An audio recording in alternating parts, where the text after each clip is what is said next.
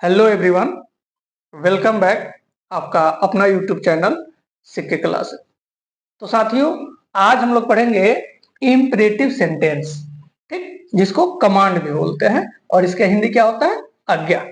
और इसके पहले दो क्लास में आपको बताया है, वॉल्यूम 1 और वॉल्यूम 2 में आपको एक्सक्लेमेटरी सेंटेंस और ऑब्जेक्टिव सेंटेंस, ठीक है। एक्सक्लेमेटरी में हम लोग देखे थे कि अगर हमारे मन में घृणा है, नफरत है या खुशी है या दुख है तो कैसे उसको जाहिर करते हैं, उस तरह के कैसे सेंटेंस बनाते हैं, है ना। कितना इंटरेस्टिंग वीडियो था, वो देखे होंगे। उसके बाद ऑब्जेक्टिव, प्रार्थना करता है ना, कोई किसी को श्राप देता है, तो कैसे उस पे सारा सेंटेंस हम लोग बनाए थे। एक बार जाके वॉल्यूम 1 वॉल्यूम 2 भी देख सकते हैं। और आज हम लोग जानेंगे इंपरेटिव सेंटेंस, ठीक दोस्तों। इसके पहले ऑलरेडी हम बता चुके हैं कि मीनिंग के ख्याल से सेंटेंस 5 तरह के होता है। एक्सक्लेमेटरी सेंटेंस, ऑब्जेक्टिव सेंटेंस, है ना, इंपरेटिव सेंटेंस, असर्टिव सेंटेंस और इंट्रोगेटिव सेंटेंस। जो एक्सक्लेमेटरी, ऑब्जेक्टिव बता चुके हैं और आज हम लोग पढ़ेंगे इंपरेटिव या कमांड, ठीक। फिर असर्टिव और इंट्रोगेटिव कल परसों बताएंगे। ये मीनिंग के ख्याल से 5 सेंटेंस हुआ, स्ट्रक्चर के ख्याल से 3 होता है और पैटर्न ऑफ सेंटेंस के ख्याल से 7 होता है। तो ऑलरेडी बता चुके हैं, वो भी वीडियो की लिस्ट में जाके देख लीजिएगा, ठीक। तो आज हम लोग जानेंगे क्या, इंपरेटिव सेंटेंस, आज्ञा। इंपरेटिव सेंटेंस में क्या क्या बातें होती है ना, किस तरह का सेंटेंस होता है, ये जान लीजिए। इंपरेटिव सेंटेंस में आज्ञा होता है, आदेश। कोई किसी को ऑर्डर करता है, कोई किसी से रिक्वेस्ट करता है, कोई किसी को एडवाइस देता है, कोई किसी को प्रोहिबिशन करता है यानी मना करता है किसी काम के लिए, कोई किसी को परमिशन देता है, तो कोई किसी को प्रपोजल देता है। ये इंपरेटिव सेंटेंस में ये 6 बातें हम लोग सीखते हैं, है ना। अगर कोई किसी को आदेश दिया, कोई किसी से आग्रह किया, कोई किसी को राय दिया, कोई बात के लिए मना किया, अनुमति दिया या प्रस्ताव दिया, ठीक। अब इसका स्ट्रक्चर होता है सबका, वो देख लीजिए। ऑर्डर में क्या होता है, ऑर्डर में V1 प्लस ऑब्जेक्ट या other word, full stop. Request में क्या होता है, आप जब भी रिक्वेस्ट करते हैं तो क्या करते हैं, प्लीज लिखते हैं या काइंडली लिखते हैं। क्या लिखते हैं, काइंडली, ठीक। प्लस वर्ब रहेगा, वर्ब का पहला रूप other word, full stop. Advice में क्या करते हैं, वही V1 रहेगा, अदर वर्ड रहेगा और फुल स्टॉप रहेगा। जब प्रोहिबिशन रहेगा, मनाहट रहेगा, तो उसमें क्या हो जाएगा, डोंट। उसमें क्या हो जाएगा, डोंट, है ना। Don't plus V1 plus object या अदर वर्ड, फुल स्टॉप, ठीक। अगर अनुमति होगा, परमिशन होगा, तो उसमें लगेगा लेट, है ना, लेट रहेगा। और इसके बाद सब्जेक्ट रहेगा लेकिन ऑब्जेक्टिव केस में रहेगा, सब्जेक्ट रहेगा लेकिन ऑब्जेक्टिव केस में रहेगा। कैसे रहेगा, वो एग्जांपल में आपको हम बताएंगे, ठीक। फिर ऑब्जेक्ट और अदर वर्ड, फुल स्टॉप, ठीक। चलिए, प्रस्ताव, प्रपोजल। तो अनुमति और प्रस्ताव का लगभग सेम मायने होता है, वो हम आपको बता रहे हैं थोड़ी देर में। तो ये भी हो जाता है लेट प्लस सब्जेक्ट रहेगा लेकिन ऑब्जेक्टिव केस में रहेगा, अदर वर्ड रहेगा प्लस फुल स्टॉप रहेगा, ठीक। ये हो गया बनावट कि अगर कोई ऑर्डर देता है, कोई आदेश देता है तो उस पर कैसे बनाएंगे, अगर आग्रह करता है, रिक्वेस्ट करता है तो उसको कैसे बनाएंगे। तो आदेश में क्या होता है, जब हम किसी को आदेश देते हैं तो बोलते हैं ना, go there, come here, show your pocket, अपना पॉकेट दिखाओ, यहां आओ, वहां जाओ। ये सब क्या है, आदेश है। ये सब क्या है, आदेश है। और आप लोग जानते हैं कि कोई भी सेंटेंस बनाने के लिए कम से कम एक सब्जेक्ट और वर्ब रहना चाहिए।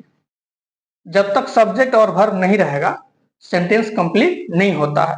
लेकिन इस स्ट्रक्चर में देखे होंगे कि पहले ही V1 है, सब्जेक्ट है ही नहीं।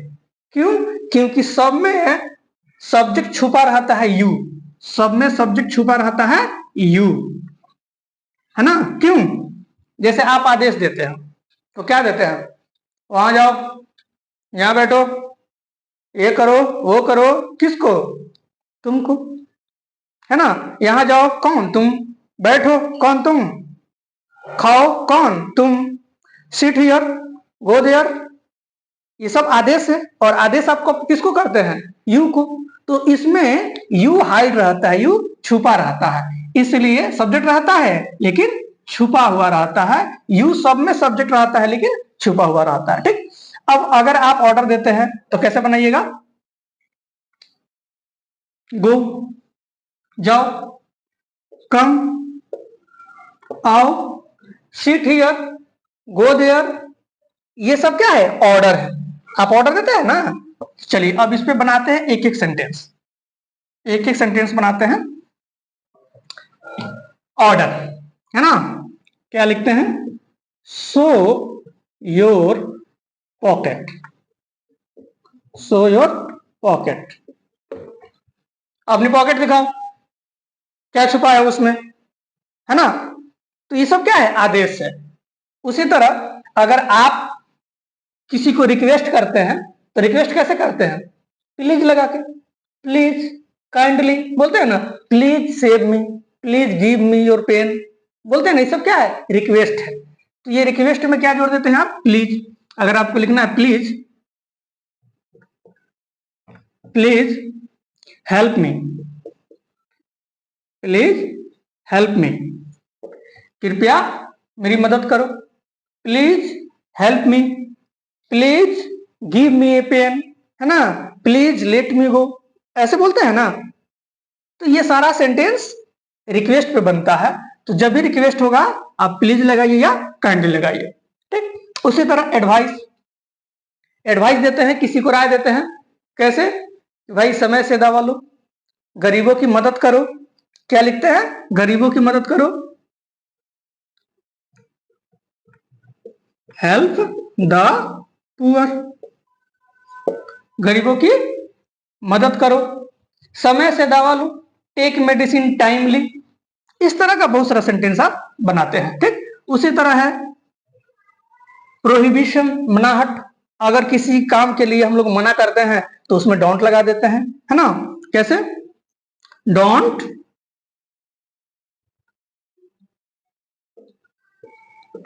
Don't go there, don't go there, वहां मत जाओ। डोंट अब्यूज मी, मुझे गाली मत दो। डोंट मी अब्यूज, क्या लिख दीजिएगा, डोंट मी अब्यूज, मुझे गाली मत दो। डोंट मी अब्यूज, मुझे गाली मत दो, ठीक। अब इसके बाद अगर कोई परमिशन होता है या प्रपोजल होता है, ठीक है। तो परमिशन क्या होता है, परमिशन आप किसी से लेते हैं, आप किसी से परमिशन लेते हैं, जैसे मुझे जाने दीजिए, मुझे जाने दीजिए या मुझे जाने की अनुमति दीजिए, मुझे जाने दीजिए या मुझे जाने की अनुमति दीजिए। प्रस्ताव, प्रपोजल, प्रपोजल भी दूसरा कोई देता है और वो अनुमति भी दूसरा कोई देता है, ठीक है।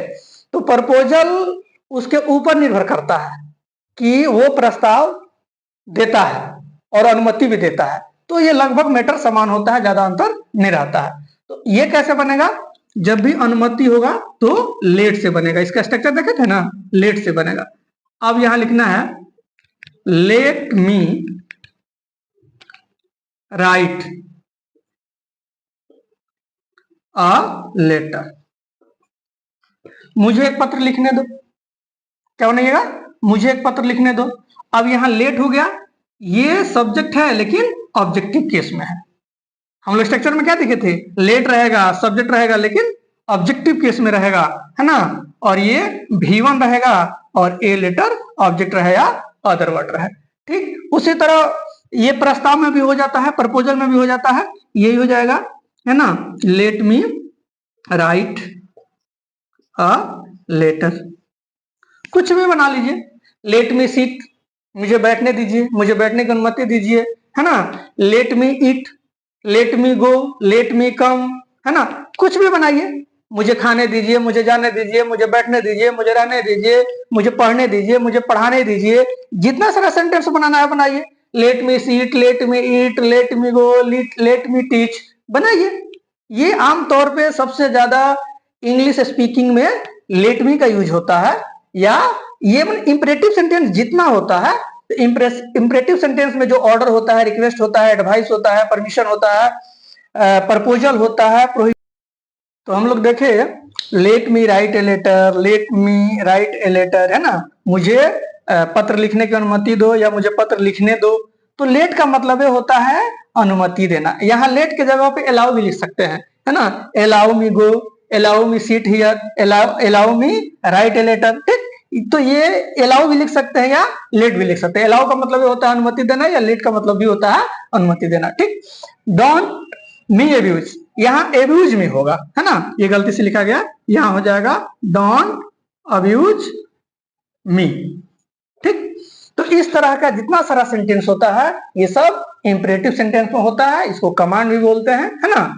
तो ये सबसे ज्यादा स्पीकिंग इंग्लिश में बोला जाता है। अगर इंपरेटिव सेंटेंस पे कमांड है ना, तो आप इंग्लिश स्पीकिंग में काफी इंप्रूव कर सकते हैं, या ऑप्टेटिव हो गया या एक्सक्लेमेटरी हो गया। ठीक, तो आज इतना ही, तो फिर मिलते हैं हम लोग अगले क्लास में। Okay, bye, good.